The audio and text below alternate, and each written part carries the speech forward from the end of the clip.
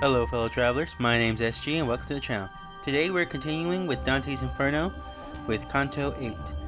Last time in Canto 7 we had gone through Avarice with Dante and Virgil, and there we met several priests, bishops, politicians, anyone who has really followed into the greed of avarice, along with several people who have just continuously hate trapped in the river Styx. So now we are going on and continuing on from there, with the tower they have stopped at. Alright, let's get started, shall we? I say, continuing that long before we took the foot of that high tower had come, our eyes went upward to the summit of it. By reason of two flamelets we saw placed there, and from afar another answered them, so far that hardly can the eye attain it, and to the sea of all discernment turned. I said, what sayest this, and what respondeth? What other fire, and who are they that made it? And he to me, across the turbid's waves, what is expected thou canst now discern. It reeks of the Morse, conceal it not. Cord never shot an arrow from itself, that speed away athwart the air so swift, as I beheld a very little boat come over the water towards us at that moment, under the guidance of a single pilot, who shouted, Now art thou arrived, fell soul. Feligus, Feligus, thou criest out in vain. For this once, said my lord, thou shalt not have us longer than in the passing of that sloth. As he who listens to some great deceit that has been done to him, and then resents it, such became Feligus in his gathered wrath. My guide descended down into the boat, and then he made me enter after him. And only when I entered seemed it laden. Soon, as the guide and I were in the boat, the antique prow goes on its way, dividing more of the water than 'tis wont with others. While we were running through the dead canal, up rose the front of me, full of mire, and said, Who art thou that comest ere the hour? And I to him, Although I come, I stay not. And who art thou that hast become so squalid? Thou seest what I am, one who weeps, he answered. And I to him, with weeping and with wailing, Thou spirit maledict, do thou remain, for thee I know, thou that though thou art all defiled. Then stretched he both his hands onto the boat, whereafter my wary master thrust him back, saying, Away there with the other dogs. Thereafter with his arms he clasped my neck. He kissed my face and said, Disdainful soul, blessed be she who bore thee in her bosom. That was an arrogant person in the world, goodness is none, that decks his memory. So likewise here is shade and furious. How many are esteemed great kings up there, who here shall be like unto swine in mire, leaving behind them horrible dispraises. And I, my master, much should I be pleased if I could see him soused into this broth before we issue forth out of the lake. And he to me, unto thee the shore reveal itself, thou shalt be satisfied. Such a desire 'tis meet thou shouldest enjoy.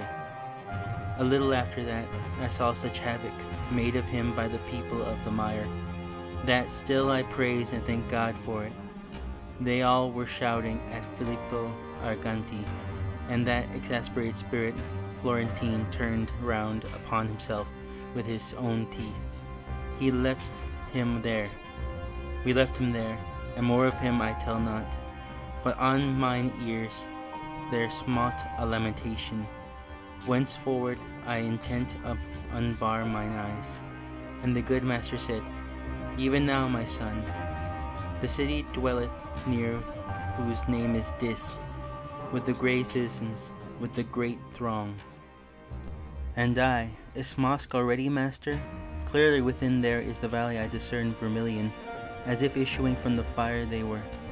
And he to me, the fire eternal that rekindles them within makes them look red, as thou beholdest in this nether hell.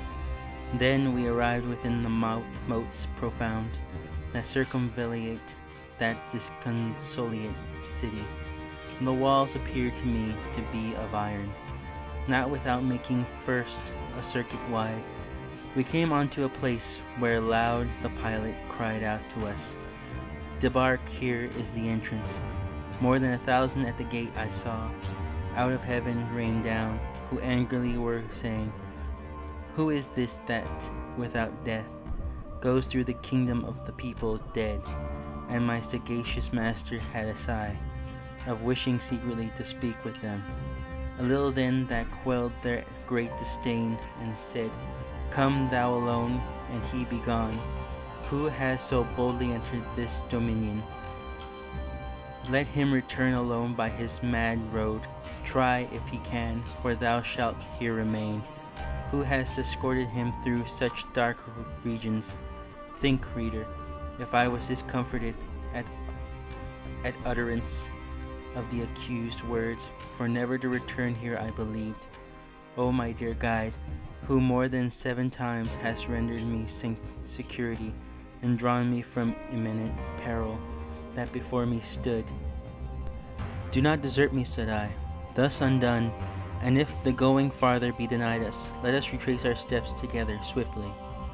And that my lord, who had led me thithward, said unto me, Fear not, because our passage none can take from us, it by such is given. But here awaits me, and thy weary spirit comfort and nourish with a better hope, for in this nether world I will not leave thee. So onward goes, and there abandons me, my father sweet, and I remained in doubt, for no and yes within my head contend. I could not hear what he proposed to them, but with them there he did not linger long, ere each within it in rivalry ran back. They closed the portals, those our adversaries, on our Lord's breast, who had remained without, and turned to me with footsteps far between. His eyes cast down, his forehead shorn had he. Of all his boldness he said with sighs, Who has denied to me the dolmensome houses? And unto me, thou, because I am angry. Fear not, for I will conquer in the trial. Whatever for defense within be planned, this arrogance of theirs is nothing new. For once they used it at less secret gate, which finds itself without a fastening still. Over it didst thou behold the dead inscription, and now this side of it descends the sweep, passing across the circles without escort, only by whose mean the city shall be opened. Alright, now that we've read this section, let's talk about it, shall we? This one is still on the river Styx we got from Avarice. There they are on the boat, passing through different towers and getting ready to go to the next gate. They meet another damned soul that tried to get on their boat, but when he was washed away, he left kind of like cursing them. But he was dragged back into the river by other damned souls. We now have landed and we are trying to get to the next gate, but somebody has closed it off to Dante and Virgil. Even though Virgil's with him, they will not let him through. Now he has to wait for assistance from the other side to come and help them. I hope you all enjoyed this section. It was a good one. Please do come back next week for Canto 9. I'm sure that you'll enjoy that one too.